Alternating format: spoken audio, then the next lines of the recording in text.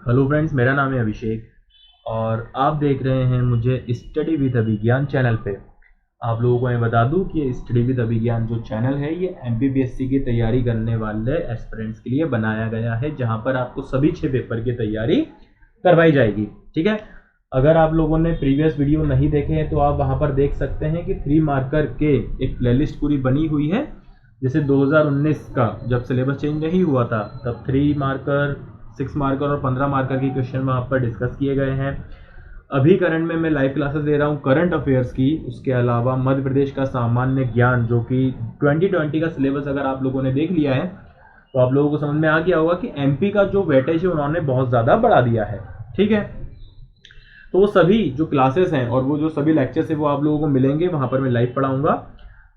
इससे पहले paper number 6 के बारे में मैं आप लोगों को बता दूं कि पहले मैं बोलता था कि सिर्फ लास्ट के जो 3 पेपर है एथिक्स, हिंदी और ऐसे वो स्कोरिंग है, लेकिन अब आई विल सजेस्ट यू कि पेपर नंबर 3 को बहुत अच्छे से पढ़ना शुरू कर दो, क्योंकि science and tech, ethics, Hindi और फिर ऐसे ये चारों भी जो है आप लोगों के स्कोरिंग सब्जेक्ट काउंट होंगे। ठीक है, सिलेबस अभी अभी चेंज हुआ है, आप लोगों को पता नहीं है कि ऐसे में क्या करना है, क्योंकि ऐसे के बारे में कोई भी कोचिंग क्लासेस वैसे भी पढ़ाती नहीं थी। प्रीवियस ईयर के जो क्वेश्चंस होते थे बस उन्हीं को आपको दे दिया जाता था, बट ऐसा नहीं है। अब मैं आप लोगों को कहूंगा कि फैक्चुअल से हटकर एमपीपीएससी यूपीएससी के अकॉर्डिंगली कंसेप्चुअल पे जा रहा है, तो करंट अफेयर से ही मिलते जुलते हम लोगों को जो ऐसे हैं वो रेडी करने पड़ेंगे अभी से ही। तो इंग्लिश मीडियम वाले बच्चों को ज़्यादा प्रॉब्लम आती है और मैं कहूँगा आपको कि ये वीडियो आप 8 से 10 बार देखिएगा, तो उनके आंसर राइटिंग लिखने की कोशिश करो। ठीक है, लिखोगे, मात्राओं की गलती होगी किसी से चेक करवाओ। ठीक है, अपनी कोई फैकल्टी उससे चेक करवाओ या फिर 2 दोस्त मिलके एक दूसरे के आपस में कॉपियां चेक करो। हाँ, ठीक है, मात्राओं की गलती नहीं करनी है। और आज का जो हमारा टॉपिक है पलायन, कारण, चुनौतियां और समाधान, ये तो आपने थंबनेल में देख ही लिया होगा। ठीक है, तो अब हम पढ़ते हैं इसको। सबसे पहले हम चालू करेंगे इसका इंट्रोडक्शन से, फिर साथ ही साथ हमको इसे किसी एक सब्जेक्ट से कनेक्ट करते हुए उसके हम कारण देखेंगे। समस्याएं पे हमको बात नहीं करना है। अगर आप एक अधिकारी बनने की तैयारी कर रहे हो, पब्लिक सर्वेंट बनना है आपको, एक सिविल सर्विसेज की तैयारी कर रहे हो एग्जाम की, तो हमको समस्याओं पे बात नहीं करनी है, हमको बात करनी है उनके समाधानों पर। ठीक है, तो इसलिए पलायन हम देखेंगे, कारण देखेंगे, चुनौतियां और उनके समाधान किस किस तरह से किए जाने चाहिए। तो चलिए शुरू करते हैं हमारा आज का लेक्चर। अगर आप लोगों को लेक्चर पसंद आए तो आप लाइक जरूर करिएगा और अपने फ्रेंड से शेयर जरूर करिएगा। तो ऐसे पेपर नंबर 6 का सेकंड वाला लेक्चर हमारा आज से शुरू होगा। तो चलो शुरू करते हैं कि पृथ्वी पर सभी क्षेत्रों में प्राकृतिक संसाधन समान रूप से उपलब्ध नहीं है। जिन क्षेत्रों में ये संसाधन पर्याप्त मात्रा में पाए जाते हैं वहां आर्थिक क्रियाएं उत्कृष्ट स्थिति में होती हैं। ठीक है, परिणामतः ऐसे क्षेत्र सुविधा संपन्न होते हैं, किंतु कुछ क्षेत्र ऐसे भी हैं जहां संसाधनों और सुविधाओं का अभाव है। ठीक है, समझ में आया? जैसे कि हम पृथ्वी पे रहते हैं, ठीक है, पृथ्वी के बाद भी क्या भारत देश के अंदर, हम मध्य प्रदेश के अंदर रह रहे हैं। मध्य प्रदेश के अंदर भी अगर हम देखेंगे तो क्या मध्य प्रदेश पूरा पठार पर या पूरा मैदान पर बसा हुआ है क्या? ऐसा तो नहीं है। हम लोग जैसे कि ज्योग्राफी के अंदर पढ़ते हैं कि समुद्र बोल रहा हूँ, सॉरी, नदी के नीचे देखा जाए तो बहुत सारा कोयले का भंडार पाया जाता है। जहां पर कोयले का भंडार होगा तो इट इज अ रिसोर्सेज। ठीक है, वो हमारा इनपुट होता है किसके लिए? आयरन इंडस्ट्री के लिए, साथ ही साथ स्टील इंडस्ट्रीज के लिए। ठीक है, तो वो भी हमको देखना होता है कि इंडस्ट्रीज कहाँ पर बनाई जाती हैं। ठीक है, तो ये तो फिर ज्योग्राफी का पार्ट हुआ, हम इसको ज्योग्राफी में पढ़ेंगे। तो जैसे कि आपने इस चीज से समझा कि जो रिसोर्सेस होते हैं वो समान दृष्टि से सभी जगह पर अवेलेबल नहीं होते हैं। जिस जगह कम होते हैं तो वहां से लोग पलायन कर जाते हैं किस तरफ? जहां पर ज्यादा रिसोर्सेस होते हैं। ठीक है, क्योंकि वहां पर डेवलपमेंट ज्यादा होता है। ठीक है, चलो आगे बढ़ते हैं। ऐसी स्थिति में लोग अवसादग्रस्त होकर स्थान से संसाधन संपन्न स्थान की ओर पलायन करते हैं। ठीक है, संसाधन संपन्न स्थान। आज के आधुनिक युग में संसाधनों के रूप प्राकृतिक संसाधनों तक सीमित नहीं है। अब सिर्फ प्राकृतिक संसाधन हमको नहीं देखना है कि कोयला मिल जाए, पानी मिल जाए, खेती के लिए जलोढ़ मिट्टी मिल जाए, फिर क्या होते हैं, चलो, बल्कि यह मानव के विचार प्रक्रिया अर्थात शिक्षा और स्वास्थ्य सुविधाओं व प्रशिक्षण व्यवस्था पर भी विकसित हो चुके हैं। जैसे कि आप लोगों को पता है, ठीक है, जैसे मध्य प्रदेश के अंदर देखा जाए कि आईआईटी के लिए अगर जो इंसान है, नॉर्थ मध्य प्रदेश के अंदर पूरे ऑल ओवर इंडिया बहुत सारे कोचिंग संस्थान होंगे, बट आपने कोटा नाम सुना होगा। ठीक है, राजस्थान के अंदर फेमस है किस चीज के लिए? कोचिंग इंडस्ट्री पूरी खुल गई है। ठीक है, इंडस्ट्री नहीं बोलेंगे बट ठीक है, कोचिंग पूरी खुल गई है। क्यों? क्योंकि वहां पर शिक्षा का विस्तार ज्यादा है। ठीक है, आप वहां पर जाओगे तो आप लोगों को रहवासी क्षेत्र कम दिखेंगे, बट हॉस्टल ज्यादा दिखेंगे। ठीक है, तो पलायन ही तो करता है विद्यार्थी। चलो आगे बढ़ते हैं। आमतौर पर बेहतर शिक्षा और चिकित्सक सुविधाओं नगरीय क्षेत्रों में उपलब्ध होती है, जो पलायन का कारण बनती हैं। यूं तो पलायन का इतिहास काफी विस्तृत है, जैसे आर्यों का भारत आना, मुगलों का भारत आकर बस जाना और मसालों जैसी वस्तुओं के लालच में अंग्रेजों का भारत की ओर आकर्षित होना पलायन के ही स्वरूप है। ठीक है, इसको हमको जोड़ना भी है सब्जेक्ट से। आगे बढ़ते हैं। लेकिन हमको बात करना है वर्तमान के बारे में। लेकिन वर्तमान समय में पलायन संस्कृति उत्तरोत्तर वृद्धि हो रही है, जिसके अनेक कारण हैं। एक कोट आप लोगों को पढ़ के सुनाता हूं। सर जमीन हिंद पर अकवाम ए आलम के फिराक कारवा बसते गए, हिंदुस्तान बनता गया। अर्थात मीनिंग क्या है इसका? विश्व भर से लोगों का कारवा हिंदुस्तान आता गया और हिंदुस्तान बनता गया। आधुनिक विशेषज्ञ प्रतिकर्षण और आकर्षण को पलायन के प्रमुख कारण मानते हैं। ग्रामीण क्षेत्रों में रोजगार का अभाव, निम्न वेतन व शिक्षा, स्वास्थ्य सुविधाओं की कमी लोगों को अनेक उद्गम क्षेत्रों से प्रतिकर्षित करते हैं, जबकि ये सभी सुविधाएं नगरों में पाई जाती हैं, जो लोगों को आकर्षित करती है। 2011 की जनगणना के अनुसार आंतरिक पलायन में स्त्रियों की संख्या अधिक, जबकि पुरुषों की संख्या कम है। पुरुष आमतौर पर सुविधाओं के तलाश में प्रवास करते हैं, जबकि स्त्रियों की अधिक संख्या का कारण विवाह के पश्चात ग्रामीण क्षेत्रों से नगरीय क्षेत्रों में बस जाना है। ग्रामीण नगरीय पलायन शिक्षा, परिवार नियोजन, बालिका शिक्षा जैसे नवीन विचारों के विसरण में महंती भूमिका निभाती है, जो ग्रामीण समाज में जागरूकता लाते हैं। इतना ही पलायन के कारणों के अंतर्गत हिंसात्मक गतिविधियों व आंदोलन के दौरान हुआ पलायन, देश में विभाजन के दौरान पलायन तथा 1975 में बांग्लादेश युद्ध के समय हुआ पलायन। आगे बढ़ते हैं। अंतर्राष्ट्रीय पलायन में पंजाब, हरियाणा, केरल, कर्नाटक शीर्ष राज्य हैं। भारत की औसतन 1 करोड़ जनसंख्या डायस्पोरा यूएसए पश्चिम देशों में निवास करता है, जो भारत में ही बड़ी मात्रा में रेमिटेंस भेजता है, और ये भारत के विदेशी व्यापार के संतुलन में व्यापक भूमिका निभाती है। इन्वर्टेड कॉमा में इस चीज को लिखिएगा कि माइग्रेशन एंड रेमिटेंस रिपोर्ट के अनुसार भारत में वर्ष 2018 में 80 अरब डॉलर रेमिटेंस प्राप्त हुए, जो यहाँ की बैंकिंग व्यवस्था की साख सृजन क्षमता को बढ़ाने के साथ ही प्रवासी के परिवारजनों की मूलभूत आवश्यकताओं को पूरा करता है। आगे बढ़ते हैं।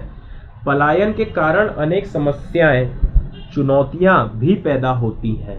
ठीक है, अभी हम लोगों ने आप लोगों को इंट्रोडक्शन दिया, कारण दिया, समझाया। अब हमको पढ़ना है चुनौतियां।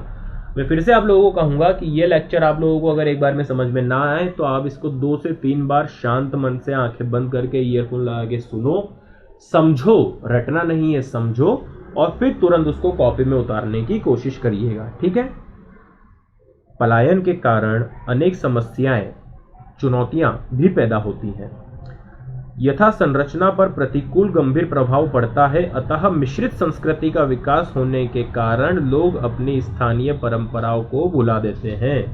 प्राकृतिक संसाधनों, नगरीय भौल जल का कम होना तथा वाहित मूल मलमूत्र का निपटान तथा दोष अपशिष्ट प्रबंधन जैसी गंभीर समस्याएं पैदा होती हैं। प्रतिभा पलायन तथा कुशल श्रम का नागरिक क्षेत्रों में केंद्रीकरण होता है। प्रवास महानगरों में गंदी बस्तियां नगरों की अति संकुलता अवस्था व नगरीय संसाधनों पर दबाव के लिए भी जिम्मेदार है। प्रतिभा पलायन भारत के लिए प्रमुख चुनौती है।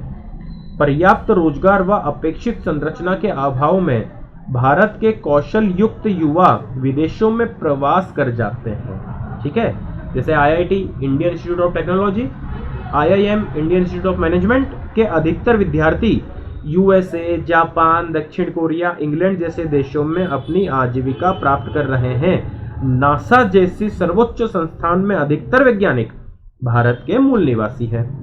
पलायन से शरणार्थी जैसी समस्याएं भी उत्पन्न होती हैं। दरकार है प्रवास के कारण उत्पन्न चुनौतियों का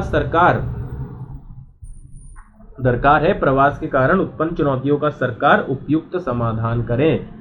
आंतरिक प्रवास, ठीक है, ये प्रवासों के वो बता रहा हूं मैं अलग अलग। तो आंतरिक प्रवास में मजदूरों की संख्या अधिक है, इसलिए नगर नियोजन के दौरान एक प्रवासी कॉलोनियों का विकास करे। साथ ही प्रशिक्षण के माध्यम से सुदूर ग्रामीण क्षेत्रों में कौशल विकास करे और उन्हें रोजगार मुहैया कराए।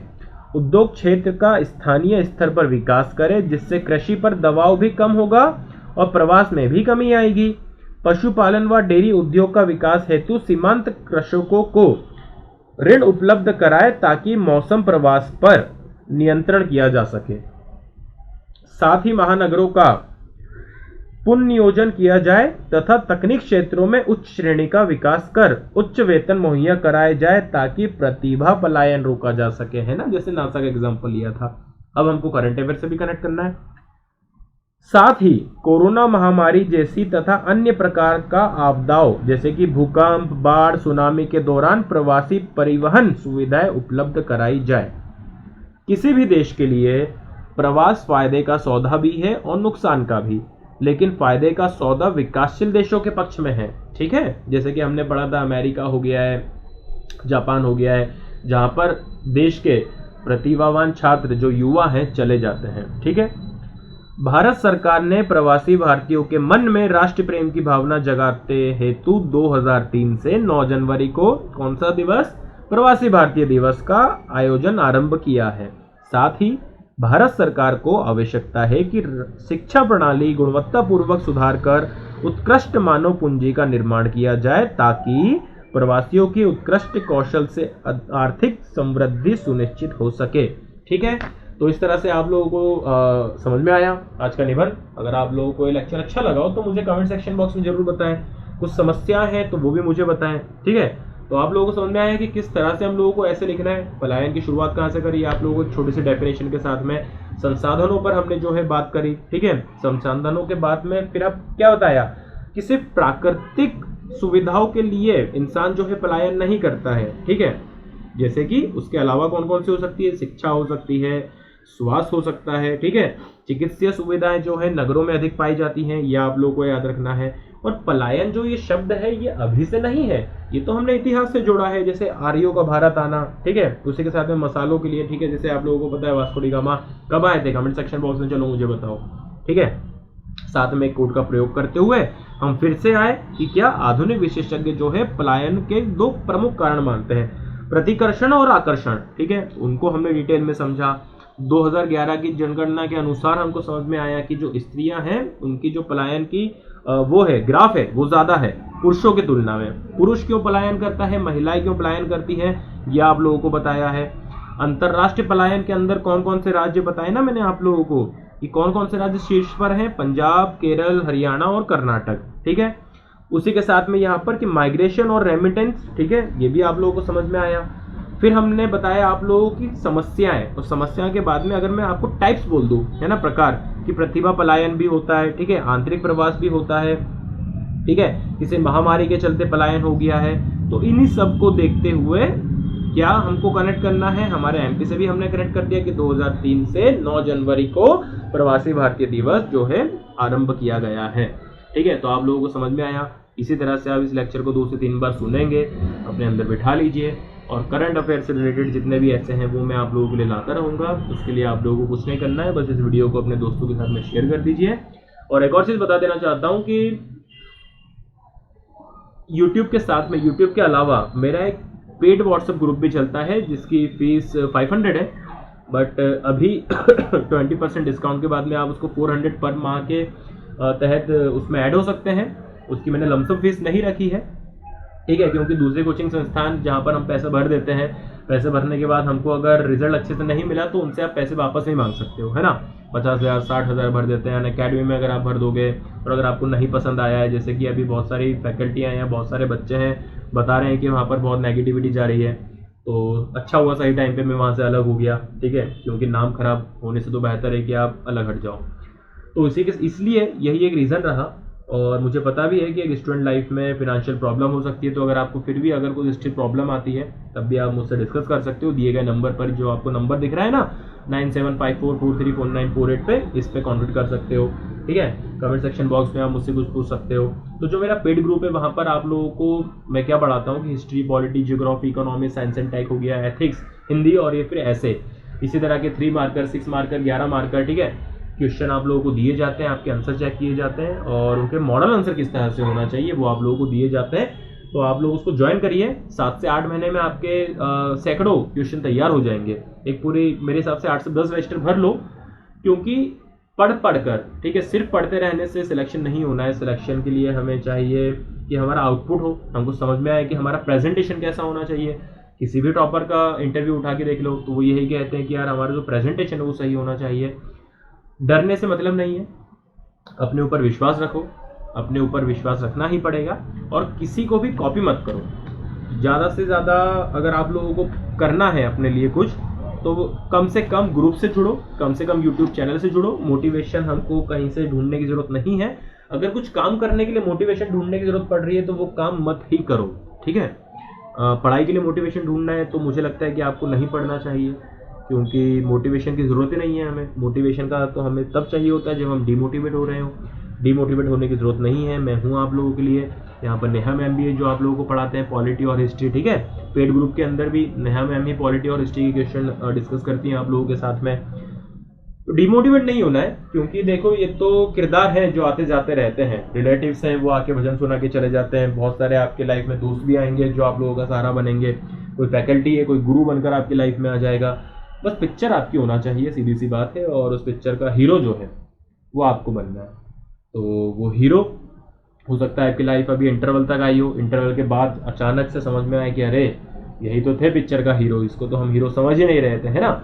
तो बस इंटरवल तक की देर है, उसके बाद कहानी आप ही को लिखनी है और सक्सेसफुल आप ही को होना है, और बस अपनी पिक्चर जो है यादगार बना के जाना। ठीक है, पढ़ लो, अच्छे से सिलेक्ट हो जाओ। तो चलिए, thank you so much guys. इस लेक्चर को शेयर कर दीजिए, लाइक कर दीजिए और कमेंट सेक्शन बॉक्स में अपना फीडबैक देकर जरूर जाए। Bye bye, take care.